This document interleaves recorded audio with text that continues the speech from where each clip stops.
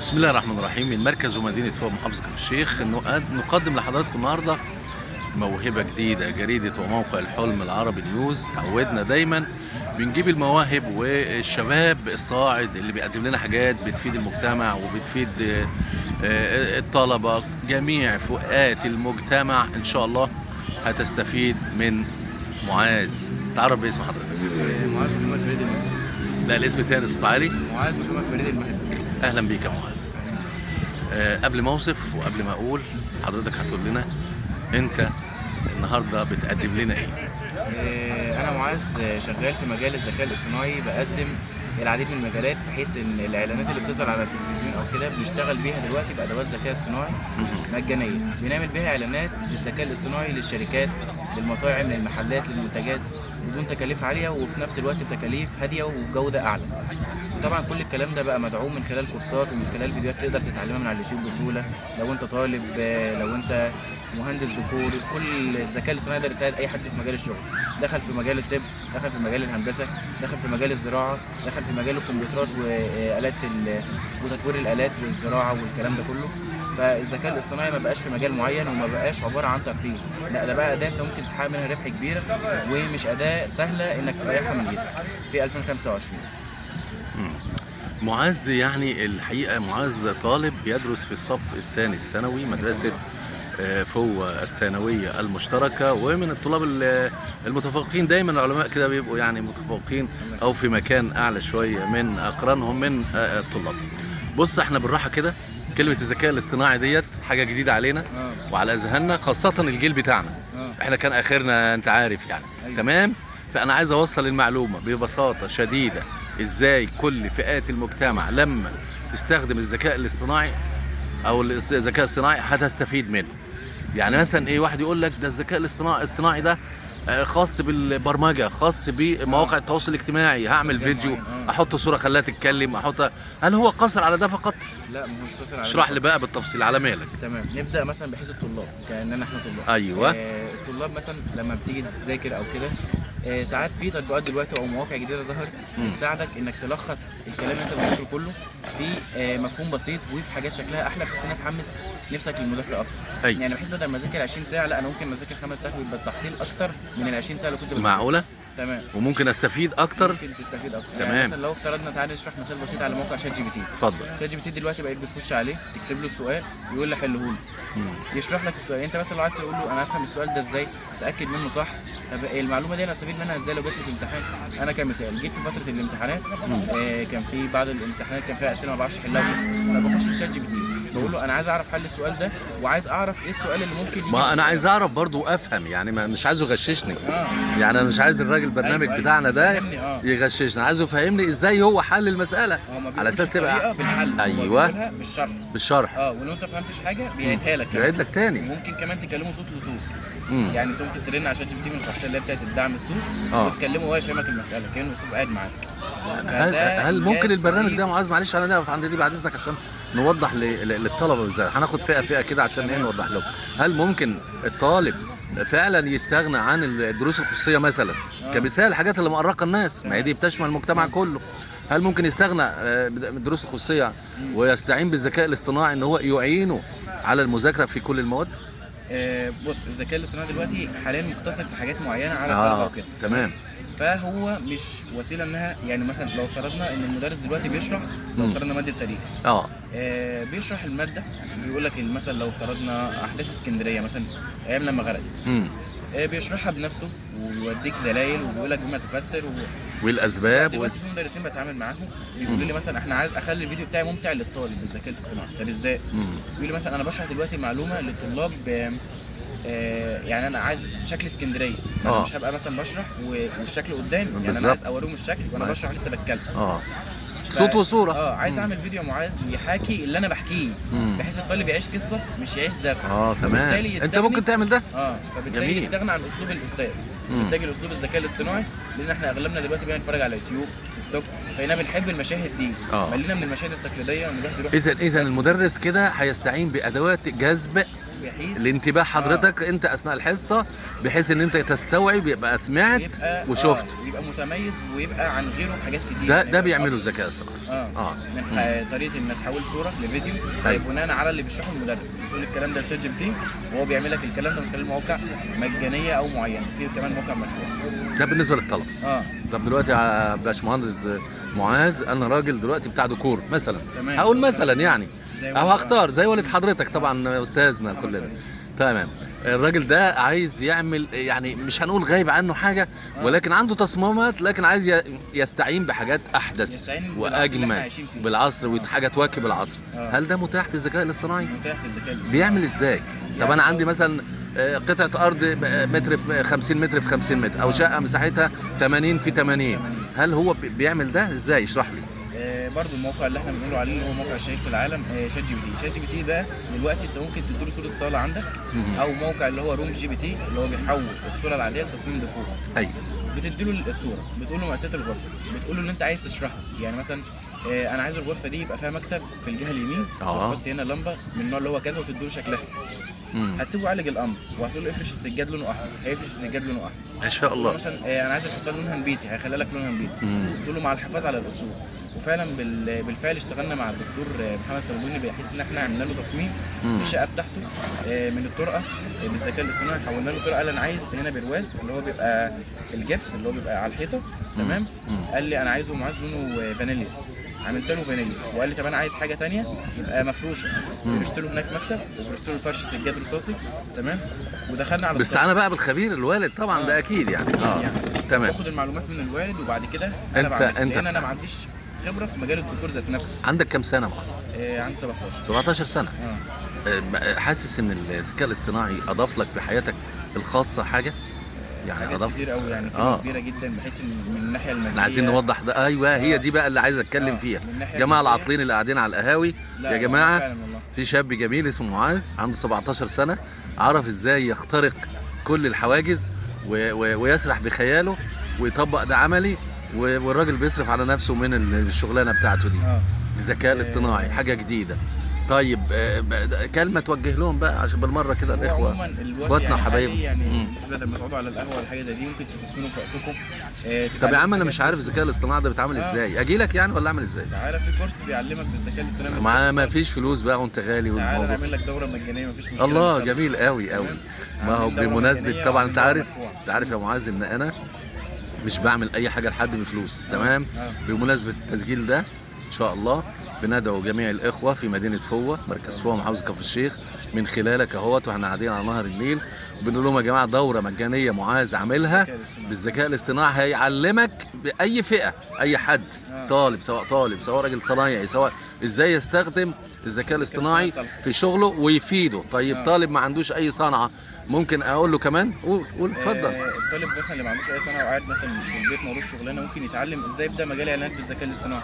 طب ازاي ابدا شغل فريلانسر اللي هو عمل حر، ازاي اعمل تصميمات للناس، ازاي اعمل لوجوهات بالذكاء الاصطناعي. بدل ما تقعد تتعلم بالشهور، لا انت ممكن تتعلم في 5 ثواني. مكانك فين يا معاذ؟ مكتب الفريد في شارع الفتح اللي هو مكان مستر بيكر. الشارع المتفرع اللي هو كان يعني لو انا عندي مسجد الفتح كده وداخل الشارع مكتب الفريد، هلاقي مستر بيكر بتاع المخبوزات. مكتب الفريد بقى تخش اسال بقى على مكتب الفريد. من اول الشارع تلاقي معاذ ووالده طبعا بقى. يعني الديكورات والجمال والحاجات الحلوه اللي احنا عارفينها كويس جدا جدا. طيب معلش عشان نطمن الناس برضه هيسالوني، هو لو دوره بفلوس، انت قلت مجاني، هعمل لهم دوره بمناسبه التسجيل اللي احنا بنعمله ده. طب لو دوره بفلوس يعني ظروفها عامل ازاي في حدود مثلا؟ احنا عاملين سعرها دلوقتي، يعني احنا كنا عاملينها اعلان ممول على صفحه معاذ اكس وكده. انت عاملها المصاريف بس. بحيث ان هي تبقى حاجه يعني ايه، حاجه حلوه في متناول كل الناس. يعني مش عايز اقحمك انك تقول المبلغ، لكن ايه هنقول يا جماعه هي في المتناول، ما تخافش. من 200 ل 300 جنيه. يا ده ثمن يعني مشوار مثلا. يعني ثمن اي حاجه بسيطه. يعني مثلا لو واحد قاعد على القهوه عايز يصرفهم على اصحابه وعلى اصدقائه، ممكن يستثمرها في وقت. لما اجي يا معاذ اخد عند حضرتك القرص ده، هقعد قد ايه معاك؟ يعني تعالى كده نفترض مثلا لو هنشرح من الصفر خالص. هل هي محاضره واحده؟ لا مش محاضره. ايوه عشان بس نقول بحيث انها ما تبقاش كتير عليك كده. تمام. الشرح بشرحه سلس، يعني ايه بتعامل معاك كأن ممكن بس اقطعك في دي يا جماعه. انا قعدت مع معاذ ده 5 دقايق دلوقتي، جاب التليفون وقال لي طب انت عايز هات لي صوره من صورك، خد الصوره، قام عامل لي حركه كده، بقيت في مكان تاني خالص، وممكن يخلي الصوره تتكلم، وممكن كل ده حصل بالظبط ما يكملش 5 دقايق. يبقى اذا هو لما هيعمل القرص ان شاء الله باذن الله هيفيدك جدا جدا جدا جدا. كمل اتفضل. فهو مش هياخد وقت، لان عدد المحاضرات مثلا بتبقى في متناول الربع ساعه ونص ساعه، تمام. ما بحبش اعملها كبيره عشان ما تبقاش ممله. المحاضره بقى نتعلمه ازاي نعمله اعلانات بالذكاء. الطالب اللي جاي لك يجيب حاجه معاه ولا يجيب مخه بس؟ يجيب مخه ويجي وتليفونه وتليفونه ويكون بقى مستوى ورقه وقلم بس، عشان لو كتب اسماء، لو كتب اسم برنامج، لو كتب حاجه زي كده. تمام. فاحنا قلنا على عدد المحاضرات ان المحاضرات بتبقى في المدى البسيط، كمان شرح حلو وكمان بتطبق في المحاضرات. جميل. بالنسبه للدوره المجانيه والدوره المدفوعه انت بتطبق له عملي ازاي يعمل ده؟ يعني بطبق له عملي، مش بيطلع بعد الكورس بقى اقول له لا سلام عليكم، لا انت هتبقى معايا، مش عايزه ينسى ازاي تطبق. يعني هتفضل معانا في مجموعه الكورس وتطبق عملي كل يوم. تمام. تبعت لي مثلا معاذ انا في حاجه وقفت معايا مش عارف اشغل موقع كذا، لا انت تيجي بقى ايه في موقع كذا، وهتعامل معاك كانك اخويا مش واحد مشترك في الكورس. هنقف تاني معلش معاذ، انا بقى معلش في اسئله بتخطر على بالي. يعني راجل نجار او راجل بنا او راجل ايا كان في صنعته محتاج لتصميم معين، راجل ممحراتي بتاع بياض وعايزك تعمل له يا استاذ معاذ تصميم كده للواجهه، هو ممكن يجي لك؟ يجي لك ويقول لك المساحات 1 في 2 في 3 في 5 في 6 اعمله ازاي؟ لا انت ممكن تعمله التصميم وتصوره له وتديه له، صح كده؟ اذا هي يا جماعه مش محتاجه حد يكون فت قوي في الكمبيوتر، او حد بقى مش هيقول لك يا عم انا ماليش في الانجليزي وماليش، لا يا عم اتفضل هتروح لمعاذ. انا مش بعمل له دعايه لكن دي حقيقه انا شفتها بعيني. قبل ما اسجل مع حد بشوف امكانياته الاول عامله ازاي علشان انا نفسي اقتنع وعشان اقنع الناس. اتفضل. مثلا لو واحد عايز يشطب بيته او كده، او مثلا لو افترضنا ان في ناس بتوع المحاره وكده بيشطبوا واجهه عماره، فالواجهه دي طبعا بتاخد تصميم، لازم تقنع الزبون ان هو يقول لك لا انا عايز الواجهه دي والله تصميم كذا كذا، فيقول لك انت ما ينفعش توريني حاجه قبل ما تشتغل. ليه بقى؟ تيجي تشتغل يقول لك لا انا مش عايز دي من الحته دي، عيد بقى دي. احنا خلاص ما بقيناش في عصر ان احنا نعيده ونزيده وكده. ايوه. لا احنا بقى نخش على الذكاء الاصطناعي دلوقتي، هو بيعمل لك كل حاجه، انت بتدي له الامر اللي انت عايزه. شطب العماره دي وتبقى عارف ريحه الزبون، انت عايز ايه يا باشا؟ ورقتك وقلمك اكتب اللي انت عايزه بالظبط، تاخد اللي هو كتب، بيديك المساحه، مع الذكاء الاصطناعي بيديك الالوان، بيديك اللي هو عايزه. على رايك عايز كنبه في اليمين وعايز كرسي في الشمال وعايز خلينا متركزين دلوقتي على الوجه. اتفضل. خلينا في الوجه. اتفضل. قال لي مثلا عايز البلكونه مثلا لونها اصفر، أيوة. والعماره ذات نفسها او هي الطوب او كده خليه لونه ازرق مثلا لو افترضنا يعني. ايوه. فاحنا هنقول شات جي بي تي مثلا او اي برنامج ذكاء اصطناعي هنتعامل معاه مجاني او مدفوع، تمام. هتقول له والله انا عايز اشطب العماره دي دون اي تغيير في ملامح الصوره. ليه بقى؟ عشان ما يغيرش البلكونه ويحطها هنا، اصل الذكاء الاصطناعي ساعات بيهبل شويه، تمام. فاحنا ممكن بقى نقول له انا عايز البلكونه لونها اصفر، بس انت عارف الاسرار يعني وعارف المداخل اكيد. عايز البلكونه لونها اصفر، انا عايز العماره لونها ازرق، وانا عايز البوابه بقى تشطبها لي بني اللي هو اوستر ده اللي هو الحاجات اللي بتتعمل الحاجات اللي هي الجميله. ممكن بقى تصور له البوابه ذات نفسها وهي لسه ما اتعملتش، اقول له حط لي اصنع لي البوابه وانا اعطيها للزبون. قال لك انا عايز اعمل والله بوابه حديد لونها احمر وتبقى مزخرفه كده بشويه حاجات.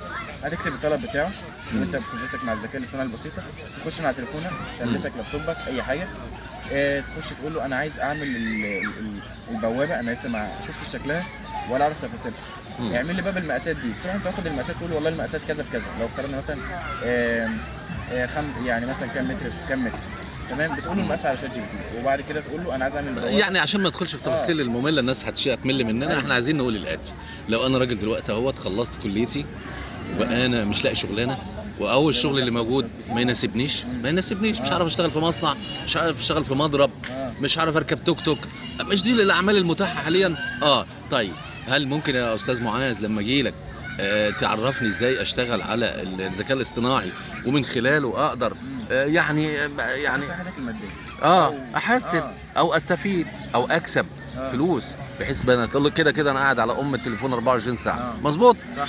طب ما انا استغله في حاجات تفيدني. انت تقدر تعمل ده؟ اقدر اعمل ده، تقدر تعمل في الدورات اللي حضرتك قلت عليها. الكورس بقى لما بيجي يعلمك، انا متعامل مع الطلبه اللي معايا اللي اشتركوا معايا في الاعلان. ايوه.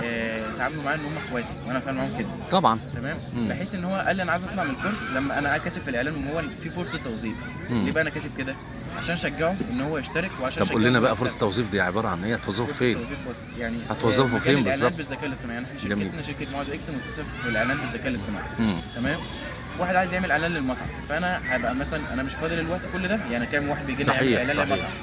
طب مثلا في واحد خلص كليته مش لاقي شغل اشترك معايا، مثلا احمد انا عايز اعمل اعلان للمطعم ده دلوقتي، تكلفته كام يا معاذ دلوقتي؟ اسعار الاعلانات 30 ثانيه ل 60 ثانيه ل 40 ثانيه وكده. ايوه. تبقى مثلا لو انت بتتعامل مع مطعم كبير او مشهور بتتعامل معاه بقيمه اعلى من المطعم القليل، يعني كل حاجه ولها حاجتها.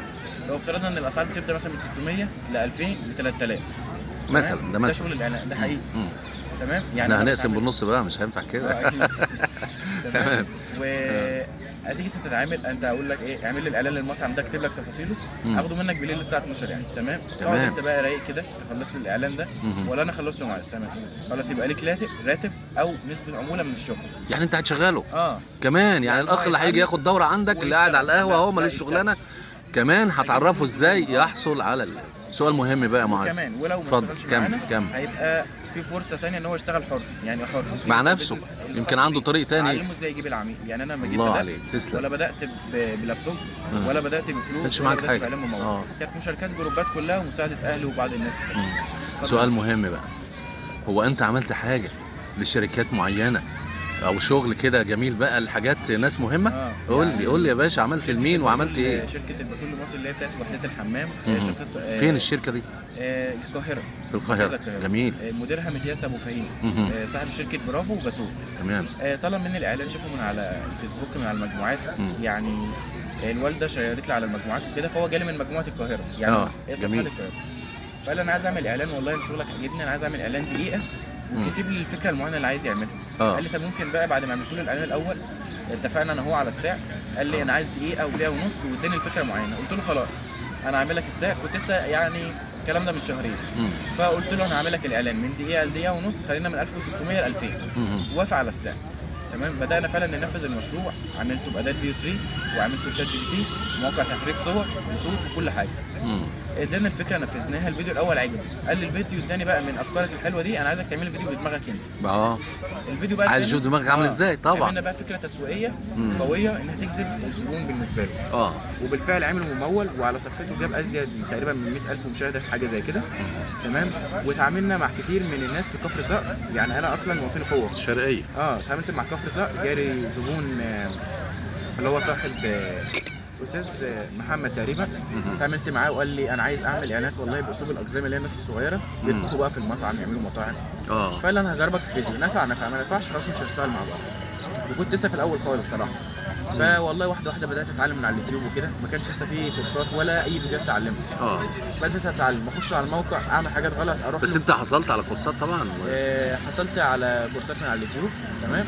كانت لسه ناس مبتدئه في المجال الذكاء الاصطناعي، ما كانش لسه اتعمق او هو مش كده بقاله سنتين بتهيألي يعني ما انتشرش. بدا مجال الاعلانات ده من 6 شهور، ما دخلش فيه قد كده. صحيح. واتعلمت الكلام ده من على اليوتيوب، ودخلت فعلا عملت له اعلانات وعجبته، واستمرينا في اكتر من 20 فيديو. اتعاملت يعني ما شاء الله في المطاعم، بقيت هناك مشهور بنطلب من يعني مثلا الشركه بتاعته مش فاكر اسمها والله. يقولوا له احنا عايزين اعلان والله للمطعم، والمطعم اللي احنا عملنا له ما عملش مره واحده، لا مش مطعم والسلام، لا ده عمل 3 مرات.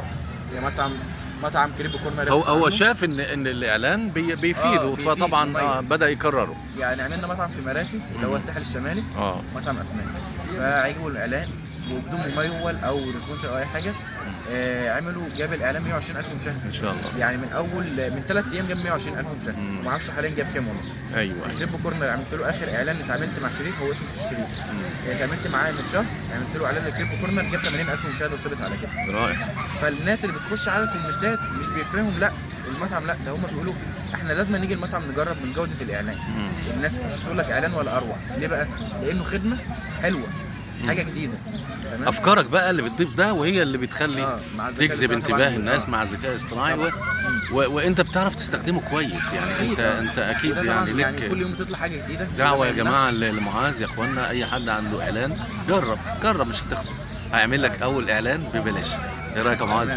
ماشي اهو. اتفضل حضرتك، لو انت عندك مطعم كل اهلي فوق، لو عندك مطعم، لو عندك اي مصلحه، لو عندك اي محل، اي حاجه، الاستاذ معاذ ثانيه ثانوي مدرسه فوق الثانويه المشتركه، وطبعا يعني رائد في هذا العمل الحقيقه. ووالده طبعا استاذ الكل في مجال الديكورات، حاجه جميله جدا جدا جدا. هذا الشبل من ذاك الاسدي. فبيقول انا هعمل اي اعلان كده عشان بس اتشهر والناس تعرفني، ما حدش عارفني في فوة. انا معظم شغلي في القاهره وكفر صقر عشان يعني في اماكن تانية غيرها، فهو عشان بس يتعرف كويس جدا، الناس تعرف شغله. طبعا هو كل يوم في جديد، مش معنى ان هو عمل اعلان يبقى ده بس، لا ده كل يوم في جديد في الذكاء الاصطناعي، فببلاش ان شاء الله. اي حد عايز. قول تليفونك يا معاذ. ايه؟ قول تليفونك.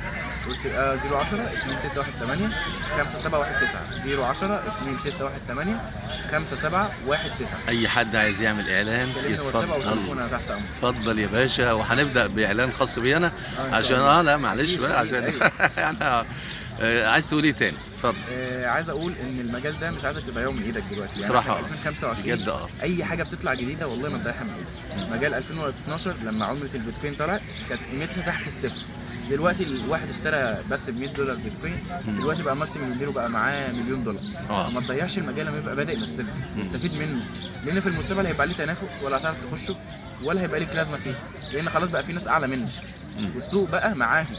مش الزبون مش هيجي لك انت بقى خلاص، ما انت بقيت مبتدئ بعد الزمن. يعني لو افترضنا في 2030 وانت بدات تبدا ذكاء اصطناعي ولا كان نقدر نقول ان انت تعمقت في العمل داخل الذكاء الاصطناعي، وعرفت اصوله وعرفت، وعندك برامج مدفوعه وعندك شغل عالي بقى انت يعني عشان بس تتقن العمل. صفحه معاذ اكس على الفيسبوك. وبدات يعني تستفيد منه ماديا. بدات تستفيد منه ماديا وعايش يعني كويس من خلاله. في الاعلان الممول وده مش كده، ممكن تحامل منه 10000 في الشهر وده مش كده. يعني احنا سائلين صاحب شركه البتول طلب اعلان الواحد ب 2000، ولو عملناهم في يومين عملت له اعلانين فكده كام؟ 4000 في يومين. جميل. ما بتاثرش على شغلك في الدراسه ومذاكرتك؟ من ناحيه الدراسه اول حاجه يعني انا كنت بصحى من النوم مثلا اروح الدروس اللي عليا. تمام. والله جيت مثلا عليا لو افترضنا 3 واجبات وورايا امتحان بكره مثلا، اخلص الاعلان الاول شغلي اهم، ده نمره واحد طبعا شغلي. تمام. ابدا ان انا اولد اللي الزبون عايزه، ابدا اخش اشوف الصفحه عايزه مني ايه. ابدا اشوف شغلي. تمام. لازما تهتم بدراستك قبل الشغل. هو انت عامل ازاي في الدراسه؟ كويس الحمد لله. يعني كويس بنسبه مثلا جيد امتياز 80%. تمام جميل جدا ممتاز 80%. مع اول ما بدات الشغل. علم ولا ادب؟ لا علم علوم ان شاء الله. ان شاء الله ان شاء الله ذكاء اصطناعي برضه. نتنبأ لك بالمستقبل طبعا، ده مجال شغلك اكيد ربنا يوفقك يا معاذ يا رب ان شاء الله. كل المجال ده ما تضيعوش من ايدك، وهيريحك ماديا وهيريحك معنويا، وهتحب المجال هتحب الشغل، مش تصحى من النوم بقى تروح التوظيف بتاعك ولا المجال بتاعك. يا اخوانا اللي ملوش شغلانه يجي لمعاذ هيخلق له شغلانه من الاخر. والموضوع سهل. انا قلت لك اهوت اول كورس اول حاجه هتبقى ببلاش. اتفضل حضرتك. عايز تزيد بقى وعايز تبقى ضليع بقى في الشغلانه معلش هتدفع بقى عشان بس ما نعطلش الراجل بقى ونضيع وقته، خاصه ان هو داخل على ثانويه عامه وعنده شغل مهم جدا جدا. ما قلناش كل حاجه. لا ما قلناش كل حاجه. هيبقى في لقاء تاني ان شاء الله عشان ما نطولش على المشاهد. بس تحياتي وتقديري معاذ، مركز ومدينه فوق محافظه كفر الشيخ. حبيبي يا معاذ. وطبعا طالب زي ما قلنا في مدرسه فوق الثانويه المشتركه، مدرسه المبدعين اللي دايما بتطلع لنا مبدعين ومخترعين الحقيقه يا ابني. والله فعلا هذا كلام وشهاده حق. تاريخ مدرسه فوق الثانويه المشتركه الحقيقه. بنحييك، بنحيي ابناء فوق الكرام. وانا من خلال معاذ بقول يا جماعه اي حد عنده موهبه انا مستعد اجي كده مخصوص اهوت زي ما انتم شايفين ونظهرها بدون اي مقابل. برضو زي معاذ كده بيعمل من غير مقابل، انا كمان بنعمل من غير مقابل علشان نظهر ونبين مواهب بلدنا وشبابنا. فوق بلد التاريخ، 366 مسجد، بلد الاثار والتاريخ، ثالث مدينه بعد القاهره ورشيد للاثار الاسلاميه، ورابع مدينه على مستوى العالم، وفيها المبدعين والعلماء اللي زي معاذ وزي شاهد اللي سجلنا معاها قبل كده. اتمنى لك التوفيق. تحياتي ليك، وان شاء الله اي حاجه تعوزها او تضيفها انا مستعد ان شاء الله نستدعيك برضو ونسجل معاك. شكرا يا معاذ، تحياتي.